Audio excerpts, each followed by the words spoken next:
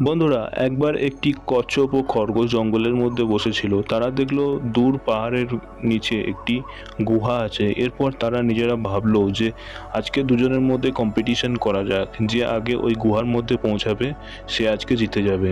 এই বলে দুজনেই সেখান থেকে রওনা দিল। কিছু দূর গিয়ে খরগোশ ভাবলো, আমি তো অনেক জোরে দৌড়াতে পারি, তাই আমি একটু রেস্ট নিয়ে নিই, এরপরে ক্ষণ যাবো। এই বলে সে সেখানে ঘুমিয়ে পড়লো। অন্যদিকে কচ্ছপ কোনো রকম রেস্ট না নিয়ে একটু একটু টিপি টিপি পায়ে সে গুহার দিকে এগিয়ে যাচ্ছে।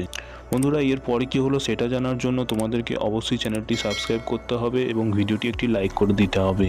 বন্ধুরা, এরপরে খরগোশ ঘুম থেকে উঠে থেকে সন্ধে হয়ে গেছে এবং সে ভাবলো কচ্ছপ হয়তো এখনও অনেক দূরে পড়ে আছে। এই ভেবে সে আস্তে আস্তে করে গুহার দিকে এগিয়ে গেল এবং গুহায় পৌঁছে সে দেখলো কচ্ছপ অনেক আগেই সেখানে চলে এসেছে। এটা দেখে কচ্ছপ খরগোশকে বলল, কি ভায়া, তুমি যে আমাকে হারিয়ে দেবে বললে, কি হলো?